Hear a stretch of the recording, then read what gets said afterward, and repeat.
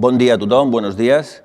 Empezamos la segunda jornada, esta sesión en la segunda jornada del Congreso de Govern Digital. No sé si en castellà o català, en principi parlaríem en català, els ponents també parlaran amb l'idioma que se sentin més còmodes. En principi parlaríem en català, si hi ha algú que no ho entengués, doncs, en fi, canviem l'idioma sense cap problema. Iniciem, repeteixo, aquesta segona jornada del Congrés.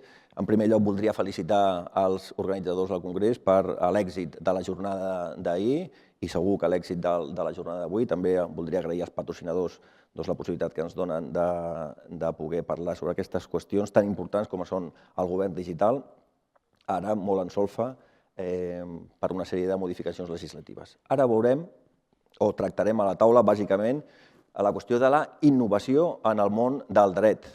També tenim dret a innovar, els juristes, al món jurídic, a través de les legislacions corresponents, i és una cosa que estem fent. Per això presentarem en aquest àmbit a 3 persones que jo crec que són molt adients per tractar aquestes qüestions vinculades a la innovació en l'àmbit de l'administració electrònica i del govern digital. Innovació que representa que és una paraula una mica que en el món del dret a vegades fa una mica de por, perquè es contraposa a tradició. La innovació l'entenem més propera a la simplicitat i es contraposa també a la complexitat o al nivell de garanties del ciutadà. L'àmbit garantista del ciutadà sempre ha estat més vinculat a la complexitat normativa, a la complexitat regulatòria, enfront de la simplicitat. O fins i tot, que sembla que és per on anem també, a nivell de la Unió Europea, la soft regulation, la soft law, contraposada a la hard law, la tradicional en l'àmbit estatal, si més no fins ara o fins fa pocs anys. Des d'aquest punt de vista, des del punt de vista de la voluntat d'innovar, de la voluntat d'establir o referenciar casos concrets, que és el que ens han dit els organitzadors que especifiquem, casos concrets en l'àmbit del món del dret que permetin avançar, que permetin ser, per dir-ho d'una manera, possibilistes i optimistes en aquesta temàtica. Repeteixo, tenim a 3 persones que jo crec que són molt vàlides en aquestes qüestions. En primer lloc, tenim a Víctor Almonacid, que jo crec que tots en el món digital coneixem, que és secretari d'Administració local de categoria superior, està ara prestant els seus serveis a l'Ajuntament d'Alzira, és membre del COSITAL, responsable de noves tecnologies en l'àmbit del COSITAL, està també a la Federació Espanyola de Municipis, és vocal de l'Audite, en fi, etc. Té una àmplia experiència en implementació d'administració electrònica i en l'àmbit regulatori també de l'administració electrònica i del govern digital.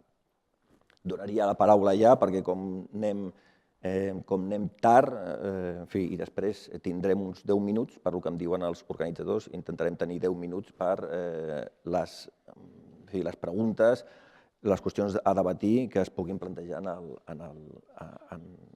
la xerrada.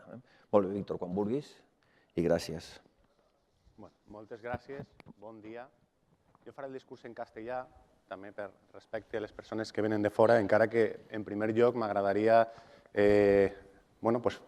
felicitar a l'organització perquè, segons ja podem constatar, ha estat un èxit d'organització, d'assistència, de continguts, i jo crec que és de justícia felicitar per este primer congrés de govern digital. I també, per la meva banda, per el que a mi respecta, agrair la invitació, evidentment, perquè és un honor i un plaer estar ací. Comence, vaig a parlar en castellà. Mesa redonda innovando también en el marco normativo. El título ya dice muchas cosas, ¿no? Es muy significativo. Dentro de esta mesa redonda, mi mini ponencia, ya pido perdón por adelantado, por si alguien se siente ofendido, aquí además de buena mañana, ¿no? Porque sé que nos acabamos también de despertar. El título que le he dado es Desobediencia inteligente. Desobediencia inteligente. Voy a exponer en unos 20 minutos, como pide la organización, y 3 puntos. En primer lugar, una introducción, que creo que es lo que procede también por intervenir en primer lugar. Así también de paso introduzco la mesa a mis propios compañeros. En segundo lugar, la administración, casos concretos, incluso en primera persona, ¿no?, de lo que no queremos, la administración que no tiene que ser, cosas que se hacen mal, ¿no?, por así decirlo. Y en tercer lugar, propuestas evidentemente constructivas para solucionar estos problemas e incluso, ¿no?, propuestas de, vamos a decir, de actitud, ¿no?, de los profesionales tanto del mundo del derecho como los funcionarios en general ante estas situaciones de facto que se producen y que evidentemente pues ralentizan el buen funcionamiento. Bueno, pues comienzo sin más dilación con esta introducción que decía, bueno, la ley no es lo que era, la ley ya no es lo que era, os lo dice un jurista y voy a intentar explicar por qué, ¿no? ¿Saben en qué se parece? Empieza como un chiste, ¿no? ¿Saben en qué se parece Facebook, Instagram, Messenger y WhatsApp? Pues se parecen en dos cosas. La primera es que pertenecen al mismo dueño, al mismo propietario, que es Mark Zuckerberg. Y la segunda es que los usuarios, todas las personas que están aquí, estoy seguro de que son usuarios al menos de una de estas redes sociales o servicios de mensajería. Los usuarios, cuando se dan de alta, aceptan someterse a la legislación sobre protección de datos del Estado de California. Lo digo también para que sepamos dónde nos metemos, por ejemplo, con el tema de WhatsApp. Y estamos aquí, estamos en Barcelona, cada uno vive en la ciudad que vive, pero se somete, cuando usa WhatsApp, por ejemplo, a las normas de protección de datos del Estado de California. WhatsApp en concreto y estas plataformas pues no tienen condiciones de privacidad. Esto de la protección de datos es una cosa muy europea. Tienen condiciones de uso, eso sí, lo tienen, que uno, cuando le das a descargar y aceptar, y le das a todo a aceptar, ya las estamos aceptando también esas condiciones de uso y, como digo, bueno, pues en esas condiciones está que si hay algún tema de protección de datos, las normas del Estado de California, que evidentemente son mucho más laxas que la normativa europea sobre protección de datos. Bueno, pues hablamos ya, una primera novedad o una primera cuestión de interés que ha surgido es que evidentemente hay otra especie de poder normativo, ¿no? Los gigantes de la red son una especie de legislador, son una especie de nuevo poder normativo. Hay normas en el uso de la red. A mí me parece bien, o sea, mejor que haya normas que no haya normas, pero que también tengamos en cuenta todas estas cuestiones relacionadas, por ejemplo, con el principio de territorialidad, que es un principio clásico del derecho. El principio de territorialidad es uno de los pilares del derecho, vamos a decir, clásico, desde el derecho romano. El principio de territorialidad, evidentemente, no me boicotee, yo intento hacerlo lo mejor posible. Pero ya lo del Estado de California no tiene nada que ver con esto, ¿no? Bueno, por ejemplo, las normas de Twitter no están nada mal. Como aquí también habrá muchos usuarios de Twitter, me consta que esta jornada se está tuiteando, bueno, pues también que sepan que todo lo que pongan ahí se somete al Código Penal, por ejemplo, pero se somete a las normas, a las condiciones de uso de Twitter, en las cuales, pues, por ejemplo, pueden bloquear a un usuario porque Twitter decide que ha sido especialmente mal educado o que ha realizado un mal uso de la red social. Bueno, pues esto es una gran novedad. Yo creo que esto hay que ser consciente. Y tampoco la ley es lo que era en el sentido, vamos a decir, más estricto de lo que es la ley. Hay una multiplicidad de poderes normativos, vivimos en un mundo complejo, en concreto el Estado español es, vamos a decir, especialmente complejo en lo territorial, hay muchos poderes legislativos, hay muchísimos poderes normativos, y yo pues me centraría en este contexto, porque bueno, tenemos además un legislador especialmente nervioso, que no para de dictar normas. Y es curioso, porque es paradójico, porque cuantas más normas se dictan, más retrasado va el derecho con respecto a la realidad. Pero bueno, no voy a meterme en eso. Lo que sí que diré es que yo pondría el acento en las dos instancias, vamos a decir, más separadas. La más alta, por arriba, para mí es muy importante en este contexto que hemos dicho de Internet, de globalización, el derecho internacional es muy importante. Normas de derecho internacional y, bueno, pues como España está en la Comunidad Europea, también normas de derecho europeo en el Estado, en ese nivel más elevado, vamos a decir, normativo. Y luego el nivel más bajo, en el sentido de próximo, no en el sentido peyorativo, que es los ayuntamientos, o que son los ayuntamientos. Yo soy un firme defensor de las ordenanzas municipales. No por nada, sino porque la legislación estatal, incluso la autonómica, es muy fría, es muy distante. Para nada el legislador estatal, el que redacta la norma, tiene en cuenta las características, la estructura, la organización, el funcionamiento de las entidades locales, para nada, y lo que hay que hacer es adaptar. Un tema que está de moda, ¿cómo voy a implantar la ley de transparencia en los ayuntamientos? ¿Cómo voy a implantar la ley estatal de transparencia? Incluso la ley catalana de transparencia, que la tienen también recién aprobada. ¿Cómo voy a hacerlo? Necesitaré adaptar, porque ahí el legislador no ha tenido en cuenta, bueno, pues las características propias de la organización. Ya ni les cuento pues, una fundación de capital local, una sociedad mercantil de capital mixto, todas estas cosas que también están en el ámbito de aplicación de la ley de transparencia. Yo creo que las normas, vamos a decir, de carácter reglamentario, las normas específicas, tienen mucho que decir también en este contexto. Pero lo importante es el día a día. A veces chocamos con la norma, a veces chocamos.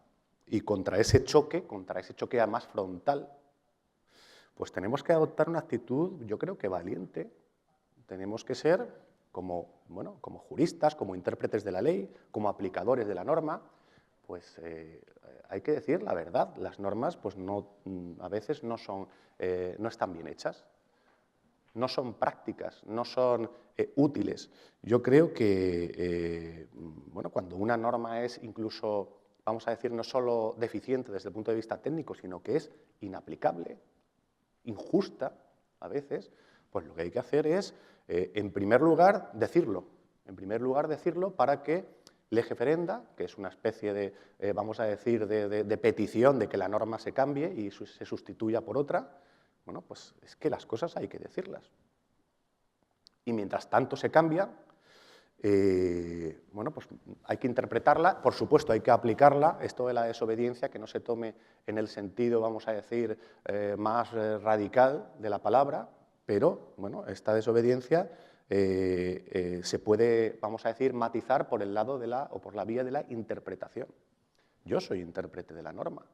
¿Cómo la voy a aplicar? Pues de la manera más sensata posible. No la voy a aplicar de la manera que más me perjudique o que más perjuicios cause a todo el mundo. Es que eso, yo creo, es que no ya que no sea inteligente, es que es absolutamente estúpido, ¿no? Yo creo que eso no beneficia a nadie, ¿no? Yo reivindico el sentido común como fuente del derecho. Debería aparecer en el Código Civil. No aparece, pero yo creo que las normas se tienen que interpretar con sentido común. Tengo aquí la norma. En caso de duda, sentido común. Es que no acabo de saber cómo tal. Bueno, pues, ¿qué te dice el sentido común? Bueno, pues es vamos a decir, un criterio interpretativo de la norma. Incluso esta interpretación podría llevar a la inaplicación, y todo esto lo digo con matices, porque luego que no diga nadie que este señor ha venido hoy aquí al Congreso a decir que cojamos las leyes, que las rompamos y que no les hagamos ni caso, ¿no? Yo creo que se entiende. Esto es lo que llamaríamos desobediencia inteligente, ¿no? Es que hace poco, el tiempo pasa, hace ya más de un año, el Estado aprobó la famosa Ley de Racionalización y Sostenibilidad de la Administración Local, que no es el foro a lo mejor, de hablar de esta ley, pero hay mucha gente aquí de la Administración Local, me consta, en esta sala y en este Congreso. Bueno, pues pocos tengo que decir. Es una ley inaplicable. Es una ley inaplicable.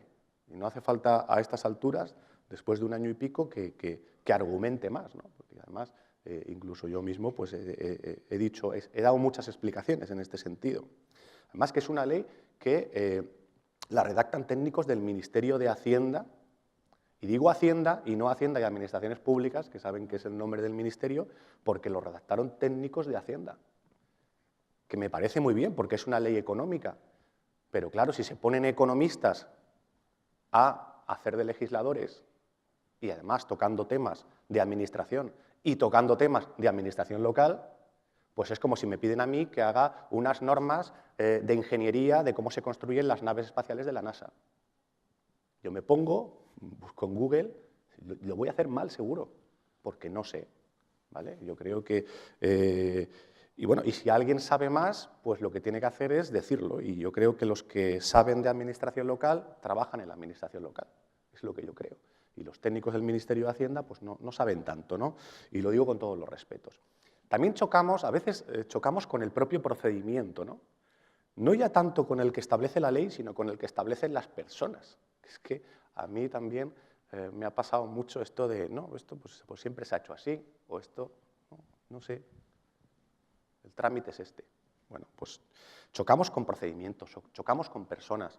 Pues otra vez, sentido común, otra vez. Es que si un procedimiento ahora mismo no lo soporta, no está soportado o regulado en la legislación vigente, demora, es menos eficiente.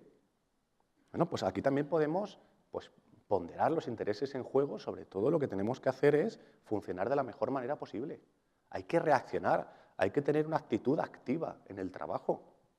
No eso de, bueno, tengo 40 años, me quedan 25 para jubilarme.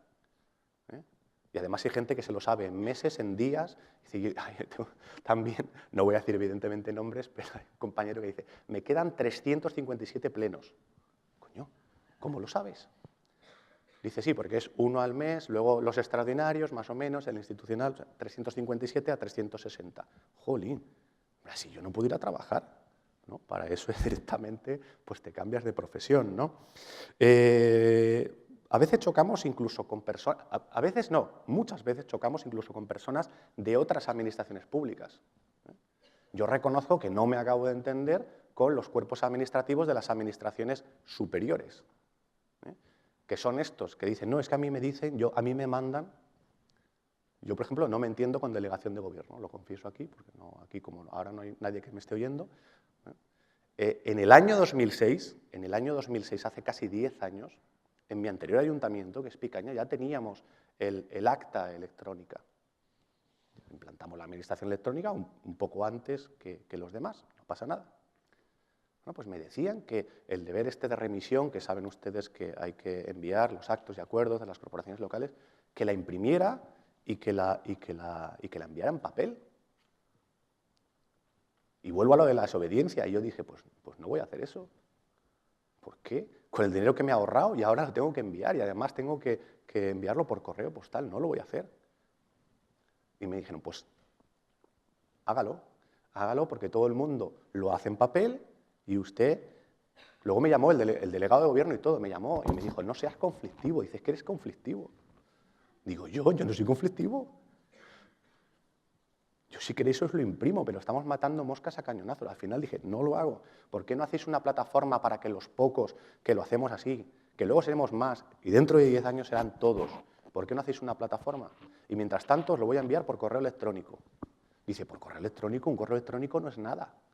¿Cómo que no es nada un correo electrónico con un documento adjunto firmado electrónicamente? Si quieres más seguridad jurídica, hazte la plataforma.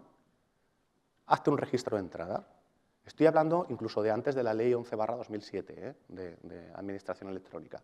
Pero bueno, es que el nivel no sé, de rigidez mental a mí me asombraba, ¿no? Ya entro en la segunda parte de la charla, ¿no? Bueno, con este ejemplo ya inauguro el listado de ejemplos que tengo para mostrar lo que debemos superar, ¿no? Y luego ya pues diré las cosas que yo creo que hay que hacer.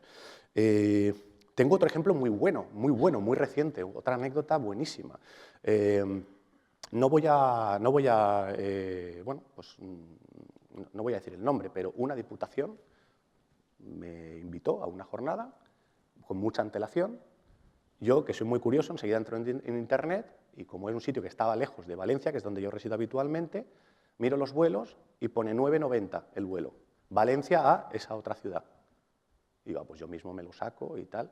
Pero bueno, envié un correo, la organización me dijo que... envié un correo diciendo, si lo sacan ya, cuesta 9,90. Y me dijeron que tenía que pasar por el departamento económico, validarlo no sé quién, no sé cuántos, no sé qué. Bueno, bien.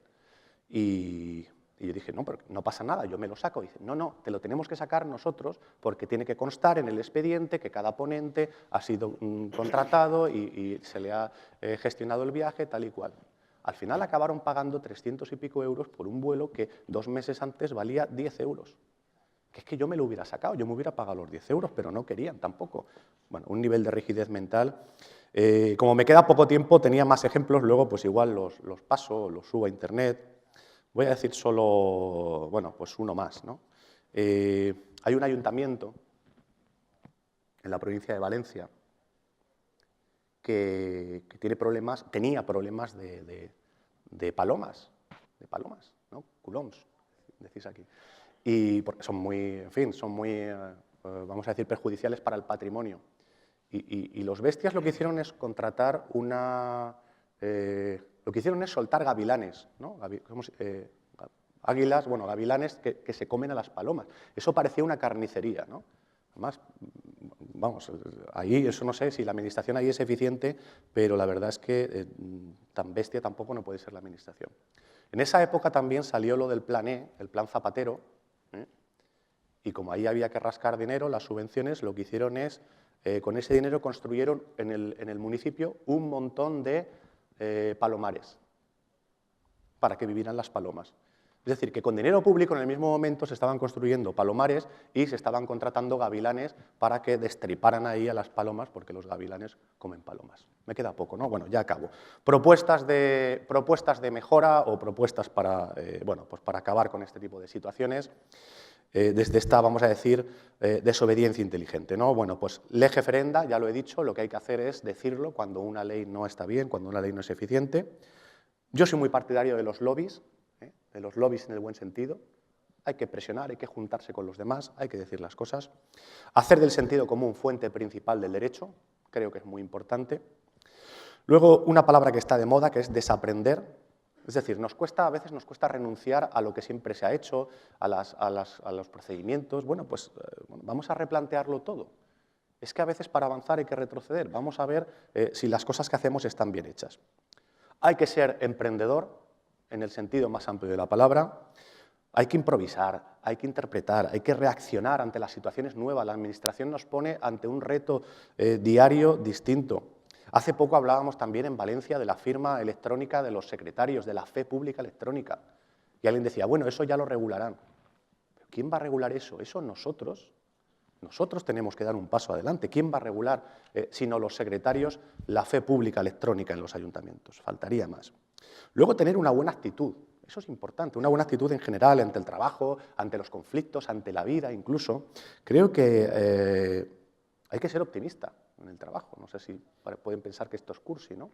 El otro día, el lunes, resulta que acabo ya, el Blue Monday, ¿no? Pues el Blue Monday, no sé, y todo el mundo estaba ahí, qué mala suerte que es el Blue Monday, ¿no? No sé, yo creo que estamos demasiado sugestionados. Y luego, 2 ideas y ya acabo, solo necesito un minuto. La primera es la colaboración.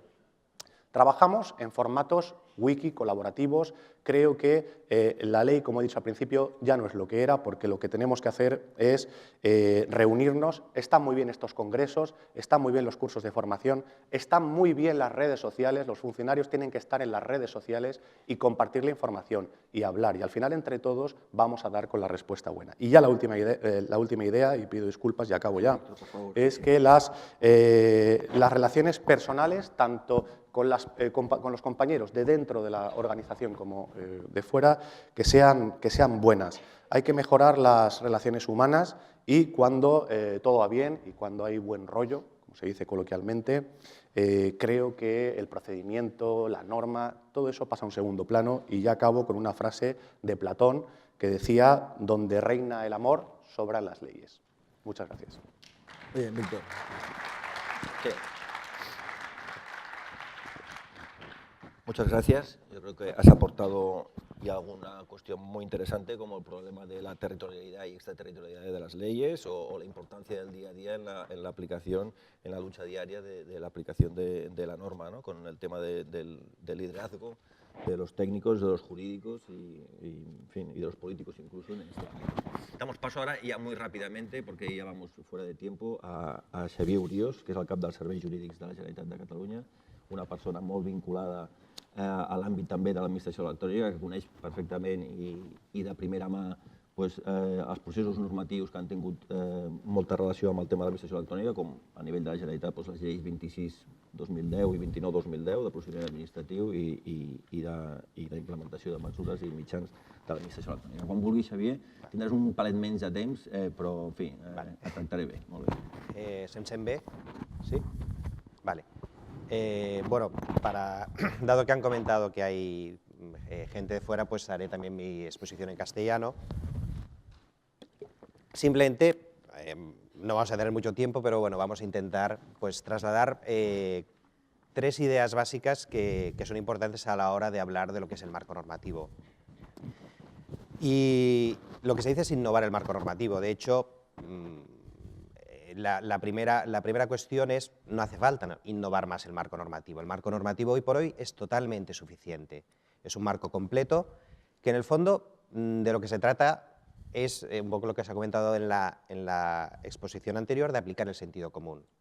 Aplicar el sentido común porque tenemos un marco normativo completo que ya lo regula todas y cada una de las instituciones del procedimiento administrativo y que permite tramitar electrónicamente. Es cierto que cuando entras en el ámbito local, pues siempre tiene que haber la normativa previa, esa ordenanza local que regule los aspectos básicos del procedimiento administrativo, pero sobre todo desde el punto de vista autoorganizativo.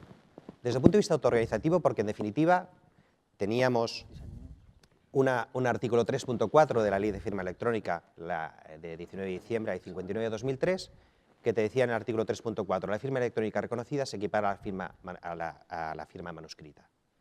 En el fondo, a partir de eso, de ahí se pueden derivar muchísimas consecuencias. Cuando tienes una firma electrónica reconocida, es como si hubieras firmado el escrito con tu puño y letra.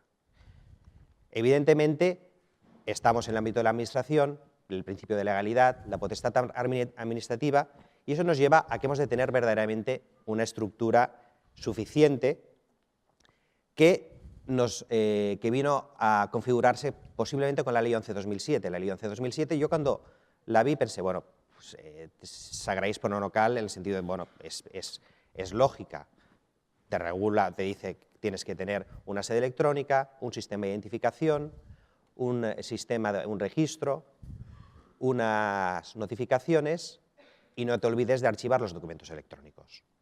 En este sentido, los elementos básicos del procedimiento estaban allí y sí que es cierto que dentro de la fuerza normativa, al margen de la fuerza normativa de la norma, lo que puedes o no hacer, también tuvo un efecto dinamizador y sobre todo también un efecto que no hay que olvidar de la norma, que es pedagógico. Pedagógico en el sentido de que muchas veces las organizaciones tienden a ser resistentes al cambio y cuando tienes una norma que te dice lo que has de hacer, aunque parezca simplemente lógico o incluso aplicando el 3.4 de la Ley de Firma Electrónica y luego el principio de prueba, si es firma electrónica reconocida, prueba plena, si no es firma electrónica reconocida, aplica las reglas del 326.2 de la Ley de Justicia Civil y, en su caso, cualquier otro tipo de identificación, aplicación de la libre valoración de la prueba por parte del juez. Porque, en definitiva, es de lo que se trata. De lo que se trata de cuando hablamos de administración, y a veces yo mismo utilizo continuamente el concepto de administración electrónica, es un concepto inadecuado, porque la administración es única. La administración es única que unas veces actúa electrónicamente y otras veces presencialmente. Y esperemos que cada vez actúe más electrónicamente porque es necesario por los beneficios que se derivan para la organización y para el ciudadano, al margen de, evidentemente, la desconfianza que siempre tiene el ciudadano en la administración, pero no porque actúe electrónicamente o no, sino porque las prerrogativas de la administración hacen que desconfíes de ella. A partir de eso, de lo que se trata es de trasladar seguridad y confianza en el ciudadano y dotarle de los instrumentos necesarios y establecer los mecanismos suficientes para que se puedan relacionar por medios electrónicos. De esta manera, dado que tampoco dispongo de mucho tiempo, lo que es importante es plantearnos, hay 2 elementos que sí que son básicos a la hora de definir o estructurar cómo quieres organizarte desde el punto de vista de la administración, que a mí, en principio, es la identificación y el archivo de los documentos. Evidentemente, ha de quedar claro que tú, cuando te relacionas con la administración, eres tú y no eres otro. La suplantación no ha de existir, si bien no nos engañemos. En la práctica, muchos han firmado escritos administrativos en nombre de otro, imitando firmas, o por ejemplo, el otro día en el jurado de explotación fue curioso, pero un mutuo acuerdo entre el Ayuntamiento de Barcelona y una ciudadana, pues la firma de la señora era su huella digital. Era una persona de edad avanzada que no sabía leer no sabía escribir, y estaba su huella digital. Y en el fondo, por un lado te choca, porque ya antes se veían más, pero ahora es más inusual, pero al mismo tiempo lo más curioso de todo es que evidentemente esta señora había fallecido y era una cuestión que se estaba discutiendo, no si el mutuo acuerdo se aceptaba o no, pero nadie cuestionó que esa fuera la huella digital de esa señora que había puesto ahí. Y en este sentido, lo que es cierto es que muchas veces, y es bueno, pero cuando hacemos ese tránsito de la administración, cuando actúa presencialmente la administración electrónica, establecemos unos requerimientos que son lógicos y comprensibles, pero que por un lado nos obligan a reevaluar cómo lo hacemos, y de entrada muchas veces nos hemos encontrado que muchas veces se hacen las cosas mal, y entonces cuando haces presencialmente y cuando haces el tránsito a la tramitación electrónica, te has de plantear ser escrupuloso, y a veces te dices, es que me cuesta más tramitarlo electrónicamente que presencialmente. Eso no puede ser. Al mismo tiempo ya se está imponiendo, y ya lo introdujo la Ley 11/2007, el principio de proporcionalidad del análisis de riesgos.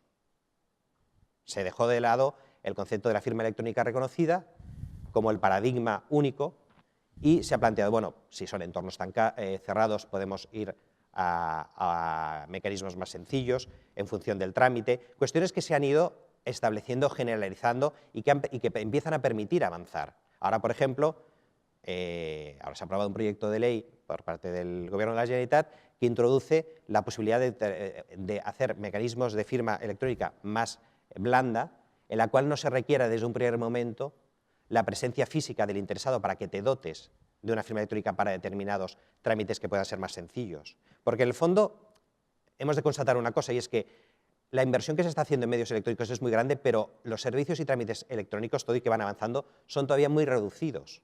Entonces, en el fondo, vamos buscando dónde están las patologías o problemas, intentando poner soluciones y intentar facilitar al ciudadano las cosas. Intentar facilitar al ciudadano las cosas, pero sí que es cierto que en el fondo acabas, y es un poco lo que estamos viendo, con que la manera de avanzar en la administración electrónica es imponer la obligatoriedad en la utilización de la administración electrónica. En este sentido, cada vez son más los supuestos en el ámbito tributario en que se establece esa obligatoriedad y que nosotros mismos establecemos, en función del colectivo al cual te diriges, esa obligatoriedad de utilizar los medios electrónicos, y la cual no es mala siempre que establezcas los medios suficientes para evitar la fractura digital. De esta manera, lo que decíamos, sistemas de identificación, la firma electrónica reconocida, firma electrónica avanzada, o mecanismos más sencillos basados en claves previamente conocidas entre una parte y la otra, y te puedes plantear que evidentemente en el 100% de los casos o puede haber patologías, porque siempre las hay, pero las patologías existen también en el ámbito presencial. Entonces es un poco hacer un planteamiento de decir, podemos ser muy escrupulosos y poner trabas al desarrollo de la administración electrónica, o plantearse realmente que asumir ciertos riesgos, porque no nos olvidemos que el ciudadano en el 99,9% de los casos actúa basándose bajo el principio de buena fe y confianza legítima en la administración, y actúa de buena fe. Siempre encontrarás al administrado que busque esas ventanas por las que entrar y encontrar las patologías de la administración y explotarlas, pero solo lo hará electrónicamente y presencialmente. Presencialmente presentando un escrito en el registro de La Coruña en relación a un procedimiento que tenga que tramitarse en Cataluña, para que tarde un mes en llegar, o igual con suerte igual no llega. En el fondo nos hemos de plantear dar un salto y asumir ciertos riesgos para que realmente la administración avance. Y lo que sí que es relevante es tener claro el archivo de los documentos electrónicos. El archivo de los documentos electrónicos es básico, porque podemos articular un procedimiento, podemos asumir riesgos, pero lo que es cierto es que lo que se haga quede constancia clara y fehaciente de que se ha hecho, y que nadie pueda discutir su existencia. Otra cosa es valorar si el trámite, como lo has realizado, si el mecanismo de identificación se ha hecho no correctamente, o es adecuado, pero al menos ha de quedar una constancia suficiente que permita, en caso de conflicto, acreditar o adecuar la existencia. Y en este sentido nos lleva también a que tenemos unas normas claras y la técnica evoluciona constantemente.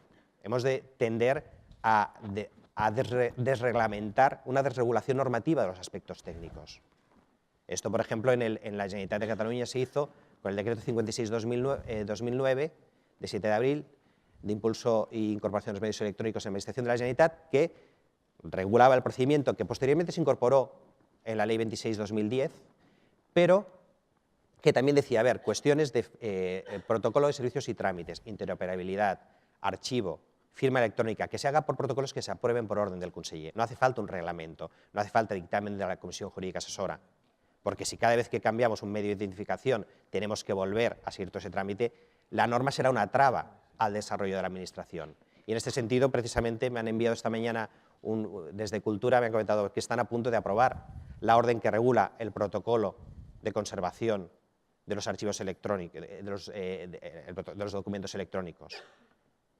Esto es básico y demuestra que, en el fondo, si se tienen las cosas claras y se aplica el sentido común anteriormente mencionado, se puede ir avanzando. De esta manera, en definitiva, es importante que, como consecuencia de no solo la realización de las actuaciones administrativas, sino que esa conservación no desnaturalice lo que se ha hecho, porque si se produce ese cambio, la seguridad jurídica sufrirá. Entonces, no solo la desconfianza del ciudadano en la Administración, sino también problemas que puedes tener cuando un procedimiento no puedas acreditar que fehacientemente se ha firmado por parte de un funcionario, que se notificó en plazo, que su contenido es íntegro y no ha sido modificado. Son cuestiones que son relevantes y que son decisiones que se han de adoptar desde el punto de vista autoorganizativo, cada Administración, sin perjuicio, como si me da tiempo mencionaré posteriormente, la existencia de mecanismos de cooperación y colaboración entre administraciones, reutilización de aplicaciones y otros elementos que permitan economizar. Porque, en definitiva, lo que no puede ser es que cada Administración, por su cuenta, esté incorporando o incluso incorporando medios electrónicos de manera autónoma o incluso dentro de la misma Administración desarrollar programas y aplicaciones distintos que encima luego igual incluso no se comunican entre ellos. De esta manera, otra reflexión que hay que tener presente es que la incorporación de los medios electrónicos a la Administración lo que nos traslada es transparencia y seguridad. El time stamping es lo que lleva consigo aparejado. La obligatoriedad es relevante, la obligatoriedad es evidentemente relevante y los ejemplos son múltiples y no entraré en ellos, pero sí que es cierto que, como consecuencia de que existen colectivos que utilicen con la habitualidad cada vez más a nivel reglamentario, se puede y se ha de imponer esa obligatoriedad, sin perjuicio que, para evitar la fractura digital, porque lo primero dices, ostras, pero ¿cómo puedes obligar a un colectivo que pueden haber ancianos de 60 años, bueno, personas mayores, no son ancianos ahora, pero a que utilicen los medios electrónicos si no disponen de ellos? Dices, bueno, hay mecanismos, identificación por funcionario habilitado, artículo 22 de la Ley 11/2007, o 43, perdón, de la Ley 26/2010, o que las oficinas de atención ciudadana, que tú puedas ir allí y que te atiendan y que tramiten tu solicitud. Existen realmente mecanismos que solucionan esos problemas a la fractura digital. En este sentido, lo que es importante es asumir riesgos, tomar decisiones que permitan avanzar, aplicando las normas que hoy en día son completas. Este lunes me comentaron que ha sido información pública la futura ley de procedimiento común de las administraciones públicas. Dentro de un tiempo no tendremos ley 30, 92, no tendremos ley 11/2007, se separará el régimen jurídico y el procedimiento y se recogerá, lo que hemos dicho antes, una única administración que actúa presencialmente o electrónicamente, y al final también se modifica, antes lo he mirado por curiosidad, que si hace 10 días que no has entrado a tu repositorio, no se entenderá rechazada la notificación, se entenderá realizada y ya está. Pero que por no hacer nada hayas rechazado, para mí personalmente era una crítica clara. Y voy a acabar simplemente con una referencia, la Ley 18/2011, reguladora del uso de las tecnologías de la información en la Administración de Justicia. Esta ley, que se nos ha pasado un poco por encima por dos razones, porque se ha de estar preparada al cabo de 4 años y se ha de incorporar al cabo de 5. Simplemente, porque ya no tengo tiempo y me estoy comiendo al siguiente ponente, obligará a los profesionales de la justicia a utilizar los medios electrónicos. Todo por medios electrónicos. Y el artículo 43 te prevé que si no lo haces, no pasa nada, te avisan. Si no lo has presentado electrónicamente, en ese partido judicial te avisan, oye, preséntalo y al cabo de 3 días lo puedes subsanar.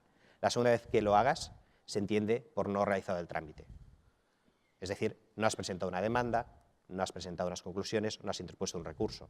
Evidentemente, esto supondrá un cambio radical. Y lo que decíamos, que se trasladará a la propia Administración, porque si el procedimiento judicial, la revisión de los actos administrativos por los tribunales, se realiza obligatoriamente por medios electrónicos, eso en cascada llevará al procedimiento administrativo y al expediente electrónico a la necesaria informatización en todos los sentidos. En este sentido, y ya con esto acabo, una frase de Descartes, 2 cosas contribuyen a avanzar, ir más deprisa que los otros, ir por el buen camino. En el fondo, hay que encontrar el camino intermedio, avanzar, asumir riesgos, pero ponderar suficientemente la seguridad jurídica a la hora de tomar decisiones. Gracias.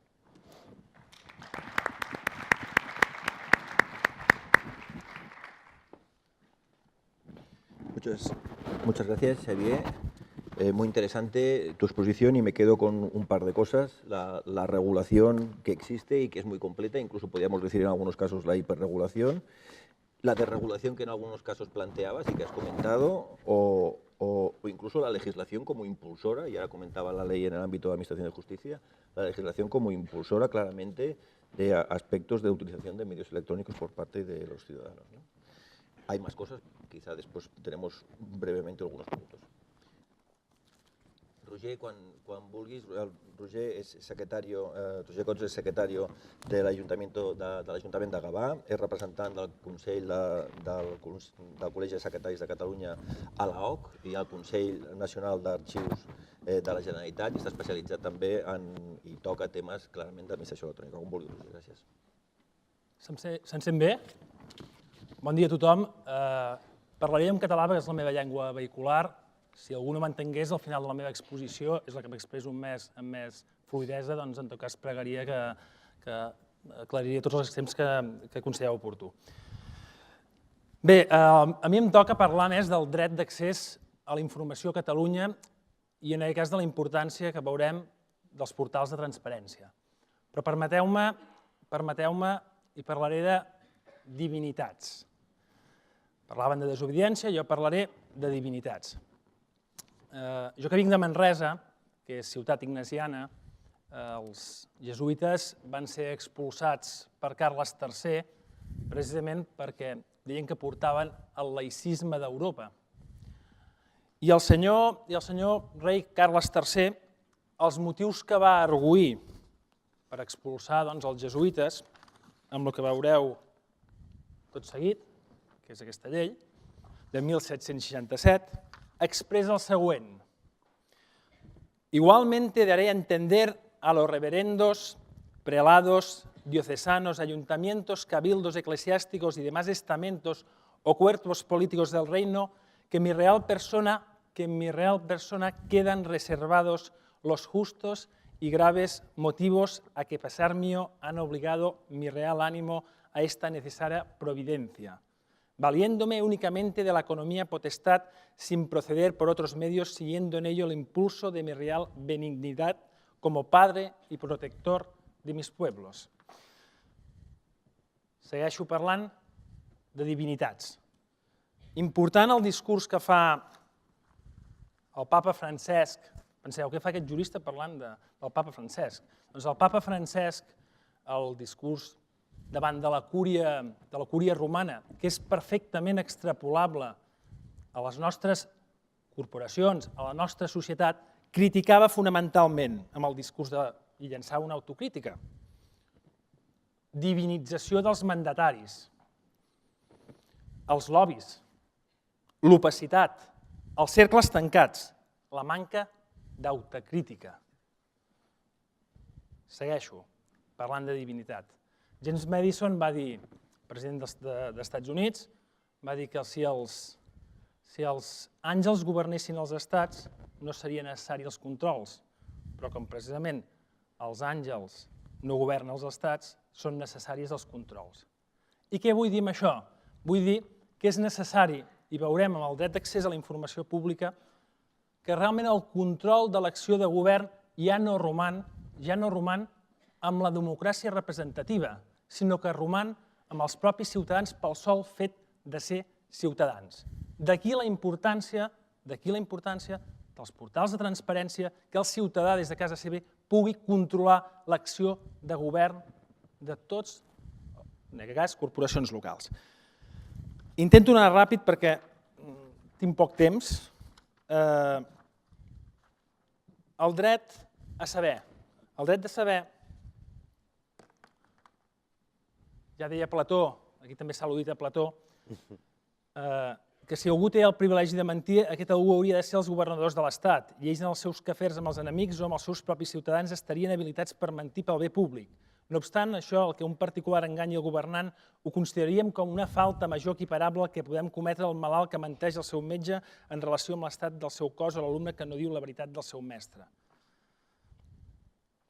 Això és precisament el que el dret d'accés a la informació i el dret d'accés a la informació per via electrònica és el que hem d'evitar. El ciutadà també és un actor necessari. Origen. L'origen del dret d'accés a la informació pública. Ens pensem que té un origen relativament recent, però trobem la primera de les prerrogatives com a llei formal amb la Real Ordenança sueca de 1766. En aquest cas, és el primer precedent normatiu. Es desenvolupa i es va consolidant dintre de la cultura jurídica amb la llei de llibertat d'informació, en aquest cas, d'Estats Units. En aquest cas, els sol·licitants del dret d'accés a la informació pública ja no han de necessitat de justificar el seu interès per accedir a la informació dels governs. El que passa que és com tot, les excepcions, hi ha tantes excepcions a aquest dret d'accés que esdevé més la regla general que no pas l'excepció. Una segona etapa, en aquest cas l'obligatorietat de l'entrada dels països de l'antiga extinta dels països de l'est, obliga l'entrada a la Unió Europea a que aprovin una llei de transparència. En aquest cas va més enllà, perquè en aquest cas el dret d'accés a la informació pública no roman només a les administracions públiques stricto sensu, sinó també a tots aquells que reben fons públics, aquelles institucions. S'escurcen els terminis del dret d'accés a la informació pública i s'estableixen o es delimiten quines són les excepcions amb un numerus clausus. Tercera etapa, conveni del Consell d'Europa de 2009.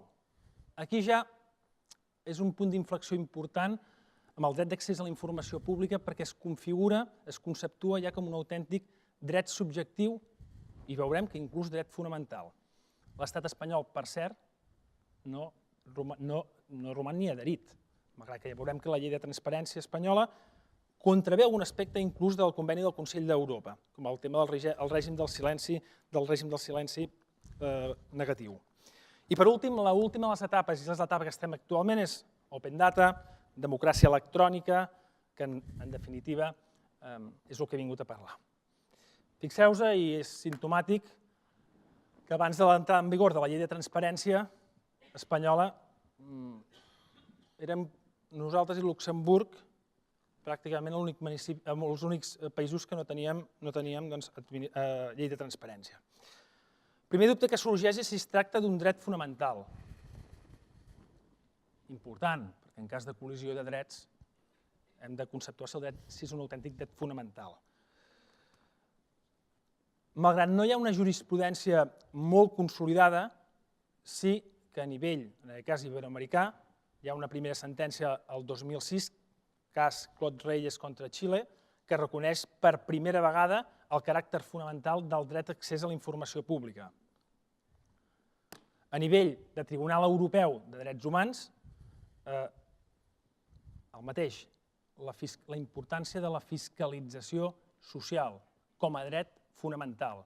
I per últim, hi ha una sentència molt recent, del 2013, precisament contra la vigilància electrònica interposada per una ONG, el Tribunal Europeu dels Drets Humans, pel acaba reconeixent el dret d'accés a la informació pública com a dret fonamental. Però què passa a l'estat espanyol? A part d'això, poso alguns exemples de 50 constitucions que ho reconeixen com el dret d'accés a informació pública com a dret fonamental. Què passa a l'estat espanyol? Hi ha un reconeixement implícit. La doctrina dominant diu que no és un dret fonamental. De fet, la llei de transparència espanyola s'aprova a través d'una llei orgànica i no, en cap cas, una llei orgànica. Consideren que no està inserida dintre del títol 1, capítol 2, de la secció primera, entre altres en bit i lujo, no és un dret fonamental, no està a la Constitució com a dret fonamental. Doctrina minoritària considera que té certa vinculació amb l'article 105 de la Constitució, l'article 20 i el que és important, l'article 23, que parla del dret a la participació dels assumptes públics de l'article 23 de la Constitució dels assumptes públics. Certament és la doctrina, en aquest cas, no majoritària. Tenim algun cas d'alguna sentència del 95 i el 2012, pel qual el propi Tribunal Constitucional va deixar palesa que entenia que no era un dret fonamental el dret d'accés a la informació pública. La llei 3092, famosa de procediment administratiu comú, fins ara no ho concebia com un dret fonamental, inclús ni com a dret subjectiu. Nou escenari després de la llei de transparència espanyola, la 19-2013. Desapareix l'article 37 de la llei 3092 i el que permet és que qualsevol ciutadà no ha d'acreditar la condició d'interessat per accedir a qualsevol expedient, estigui l'expedient clos i no clos. Novetat importantíssima, perquè en aquest cas sí que es configura com un autèntic dret subjectiu, no com a dret, repeteixo, com a dret fonamental. No obstant, el propi Consell General del Poder Judicial, precisament abeurant-se amb la doctrina internacional, amb el Tribunal Europeu dels Drets Humans, si us hi fixeu, acaba admetent el caràcter fonamental del dret d'accés i a l'hora de sol·licitar informació al propi Poder Judicial no demana, insisteixo, no demana ni la identificació del usuari.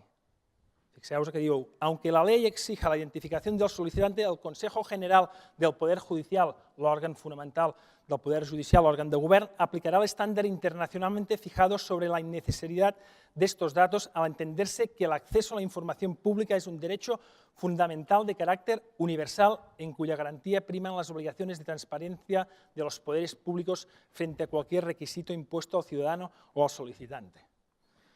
Què passa a Catalunya? A Catalunya, i com avui anem a parlar d'innovació, fa tot just 22 dies que es va publicar al Diari Oficial de la Generalitat la Llei 19-2004 de transparència d'accés a la informació pública i bon govern.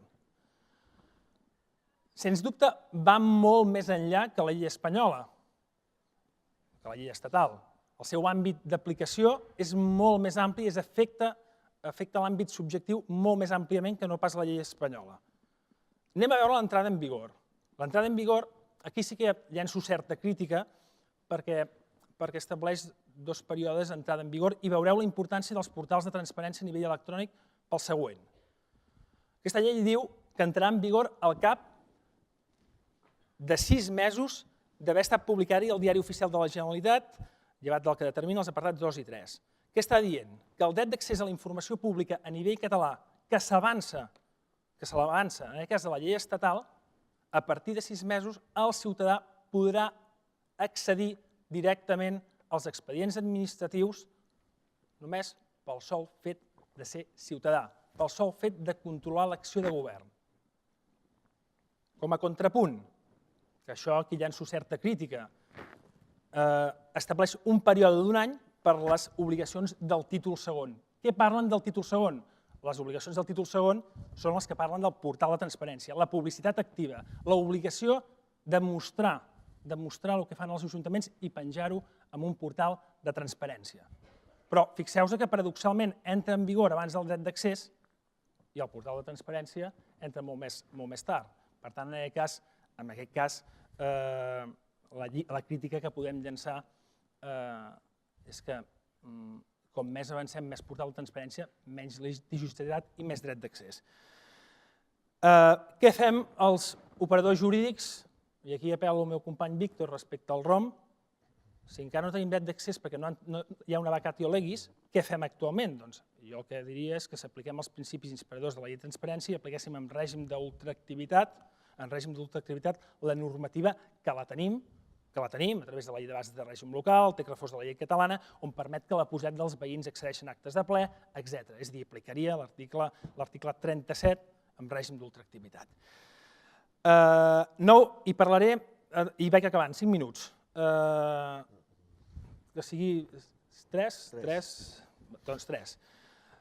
A Catalunya, nou dret d'accés. Aquí és un veritable dret subjectiu, complementa la informació que el ciutadà pot obtenir per via de la transparència, exclou la condició d'interessat, desapareix la limitació que el procediment romangui resolt. A què afecta la informació pública? Aquí és clau perquè, a diferència de la llei estatal, l'àmbit d'aplicació i el concepte d'informació pública és molt més ampli que el que figurava a la llei de transparència espanyola. Com?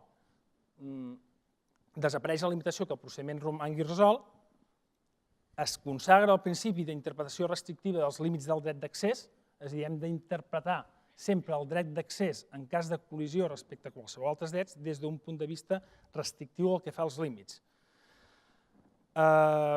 Es complementen límits de dret d'accés, però aquest ha de ser temporal i proporcional. Hauria, al meu parer, de ser un numerus clausus. Pensem que estem parlant d'un dret subjectiu i, per tant, tindria de romandre limitat. No s'estableix un límit temporal als límits de la desclassificació. Pensem que a Anglaterra, França, estem amb els expedients administratius que estan subjectes a aquests determinats límits, estem parlant de 25 a 50 anys. Aquí la llei, jo crec que la vessa i no estableix un límit temporal al mateix. Això genera certa opacitat, perquè tenir documents no desclassificats durant 25-50 anys i que a l'empart del límit del dret d'accés no s'apliqui, ho trobem una mica gruixut. La llei estableix mecanismes d'equilibri. En cas de col·lisió, recordem, és un dret fonamental segons la doctrina europea, i si col·lisiona, per exemple, amb el de protecció de dades, amb el dret a la protecció de dades, hem de fer el que en diuen un test de dany. És a dir, evidentment que és un dret fonamental contra un dret que en principi l'estat espanyol no està configurat com a dret fonamental. És necessari fer el que en diuen la prèvia ponderació. Vaig acabant. Moderador, em sap greu, perquè he sigut l'últim i he acabat. Vaig acabant. Condicions del seu exercici. És necessari la identitat del sol·licitant, que faci la informació precisa, el format que vol que se li retorni el dret d'accés a la informació pública, l'adreça de contacte preferentment electrònic, té caràcter potestatiu als motius, és que inclús no és necessari que expliqui els motius per accedir als corresponents expedients, i l'absència de motivació no és motiu en aquest cas d'inadmissibilitat de tràmit. Vaig acabant. També, certa crítica a la llei, les sol·licituds presentades per mitjans electrònics s'han de poder tramitar amb l'ús de signatura electrònica per mitjà d'un formulari elèctrònic senzill i fàcilment accessible. Fins aquí molt bé. Però en aquest cas la resolució acaba dient si la sol·licitud d'informació s'ha de fer per via electrònica, la notificació de la resolució també es pot fer per mitjans electrònics. Es pot fer? No, s'hauria en tot cas de fer. S'estableix un mecanisme de resolució del dret d'accés d'un mes. És possible l'ampliació per la resolució 15 dies més, a diferència de l'espanyola, que en aquest cas estem establint un període d'un mes més. Però, sens dubte, la novetat més important és el règim del silenci. La llei de transparència espanyola establia el règim del silenci negatiu, és a dir, en el cas que el dret d'accés a la informació pública no és contestat per l'administració pública, té efectes desestimatoris, mentre que en el cas de Catalunya té efectes estimatoris tal com diu el conveni del Consell d'Europa. És a dir, que si l'administració pública està inactiva, s'entén estimat el dret d'accés. La llei de transparència catalana estableix llavors un període de 30 dies per posar a disposició del ciutadà la documentació requerida o l'accés a l'expedient corresponent. Es crea un òrgan que és la Comissió de Garanties pel dret d'accés, que en aquest cas, en cas de no poder-se exercir el dret d'accés serà aquest òrgan el que vetlli. És un òrgan, evidentment, administratiu, de configuració de designació parlamentària, i estableixen dos procediments a l'hora de resoldre. És a dir, un pot ser conciliació i l'altre merament resolució. Vaig acabant i acabaré remarcant la importància de que, a més publicitat activa, més portal de transparència, més democràcia electrònica, que implicarà menys dret d'accés perquè el ciutadà, en aquest cas, podrà des de casa accedir a la possibilitat d'accedir als expedients electrònics. Permeteu-me, i en aquest cas, ja acabo, jo vinc en representació del Col·legi de Secretaris, Interventors i Tresorers d'Administració Local de Catalunya. Som actors fonamentals amb el dret d'accés. Hem signat diversos convenis, Oficina Antifrau, entre d'altres, la pròpia Administració Oberta de Catalunya, precisament per afavorir governs oberts, també amb els censors de comptes, i som actors necessaris, indispensables per l'exercici del dret d'accés, ajudar a fonamentar aquest d'accés pel que us deia, que la democràcia representativa no roman només amb un ple, sinó que roman també amb els propis ciutadans. Com a segon actor, soc membre de la Comissió Nacional de Tria i Avaluació. És important, com deia inclús el propi company meu, secretari de la comissió, en compareixença parlamentària, de la importància dels arxivers, de la gestió documental, de la gestió electrònica que hem parlat fa una estona. Indispensable, una pota indispensable. I tercer, en aquest cas soc secretari de l'Ajuntament de Gavà, Comissió de Modernització, la transversalitat necessària entre tots els actors perquè el dret d'accés sigui realment una realitat. I una realitat com s'aconsegueix? Doncs amb una autèntica publicitat activa. I acabo com he començat, de forma divina. Quan diuen quan el bé és més universal, és més diví. Moltes gràcies.